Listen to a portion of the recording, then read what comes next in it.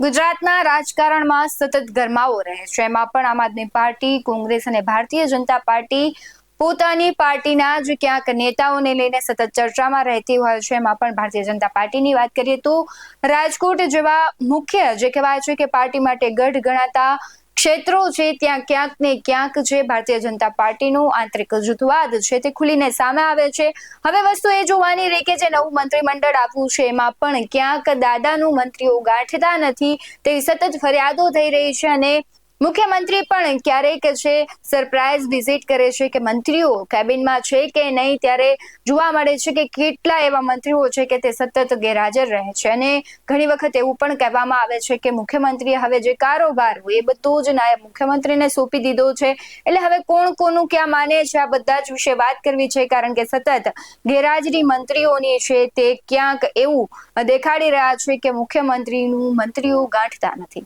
નમસ્કાર, BS9 TV ન્યૂઝમાં આપની સાથે હું ભગવતી વિશાવડિયા.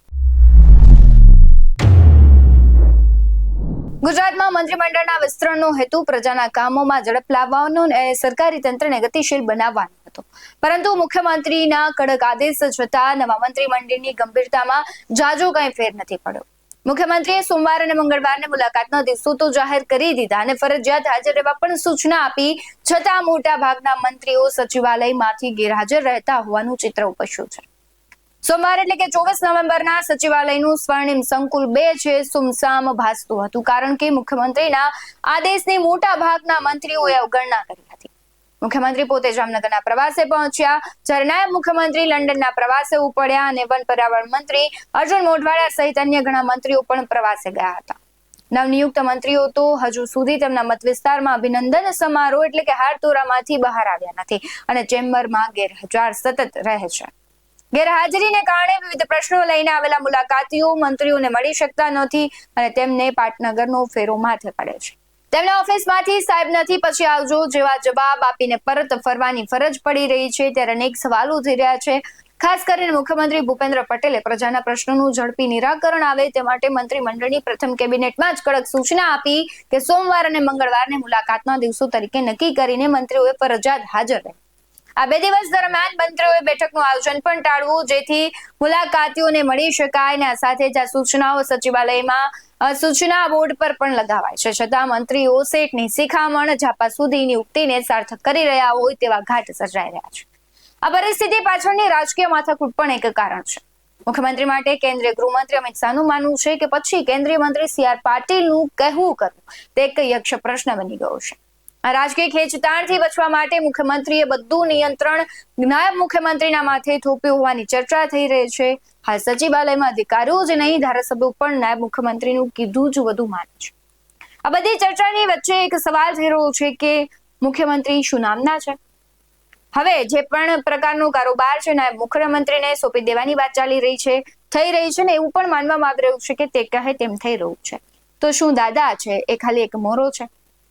અને ખાસ કરીને જે નવા મંત્રીમંડળમાં નવા મંત્રીઓ આવ્યા છે એ પણ નથી ગાંઠતા. એટલે સવાલ અત્યારે થઈ રહ્યો છે કે જે પ્રમાણે અધિકારીતા રાજ દેખાઈ રહ્યું છે, શું મંત્રીઓ પણ પોતાને મનફાવે એમ જ કરવાનું છે? જનતાના પ્રશ્નો માટે તેમને ત્યાં બેસાડ્યા છે તો 2 દિવસ પણ મંત્રીઓ ત્યાં રહેતા નથી. કહેવાય છે કે પોતે મંત્રીઓ બન્યા ત્યારથી હારતોરાના જે કહેવાય છે કાર્યક્રમો છે તેમાં સતત વ્યસ્ત છે. તો સવાલ એ થઈ રહ્યો છે કે જનતા માટે તમને આખો એક વિભાગ સોંપવામાં આવ્યો છે, જનતાના જે પ્રશ્નો છે તેનો તમારે જવાબ આપવાનો હોય છે, સમસ્યા છે તેનું નિરાકરણ લાવવાનું હોય છે, તો તમે હાજર જ નથી રહેતા તો આ બધું ક્યારે કરશો? એક પ્રકારનો આખો તમને સમય લિમિટ આપવામાં આવે છે, કામ સોંપવામાં આવે છે. જનતા તમને ત્યાં સુધી એ માટે જ મોકલે છે કે જનતાના પ્રશ્નો સાંભળો, જનતા માટે સમય કાઢો, પરંતુ નવા મંત્રીઓ તો પ્રવાસે છે, તેમને સમય નથી. હવે તમારું શું કહેવું છે? દાદાનું ચાલતું નથી, દાદા શું કામ ચૂપ છે? દાદા કહે છે તો કેમ મંત્રીઓ માનતા નથી? અને માને છે તો માને છે કોનું? કારણ કે ભારતીય જનતા પાર્ટીની સત્તા છે અત્યારે અને ભારતીય જનતા પાર્ટીમાં જે પ્રમાણે અત્યારે કહેવાય છે કે આંતરિક જે ડખાઓ છે, ગજગરા છે તે પણ ખુલીને સામે આવે છે. આપણે જોયું કે રાજકોટમાં પણ રાજકોટ શહેર પ્રમુખને આખી સંગઠનની ચર્ચામાંથી બાદ કરી નાખવામાં આવ્યા હતા. એટલે ક્યાંક ને ક્યાંક આ બધી ચર્ચાઓ છેલ્લે એ જ પ્રશ્નાર્થ ઉભો કરે છે કે શિસ્તબદ્ધ કહેવાતી પાર્ટીમાં થઈ શું રહ્યું છે? હવે તમને શું લાગી રહ્યું છે આ ઘટનાને લઈને, મુખ્યમંત્રીને લઈને, મંત્રીઓને લઈને, રાજકોટમાં બનેલી ઘટનાને લઈને? તે કમેન્ટ બોક્સમાં જરૂરથી જણાવજો. બાકી આવા જ વધુ અહેવાલો સાથે ફરી મળતા રહીશું. તમે અમારી યુટ્યુબ ચેનલને સબસ્ક્રાઇબ કરવાનું, અમને ફેસબુક અને ઇન્સ્ટાગ્રામ પર ફોલો કરવાનું ભૂલશો નહીં. બાકી અવનવી અપડેટ્સ મેળવવા માટે આપ જોતા રહો OBS 90 ન્યૂઝ. નમસ્કાર.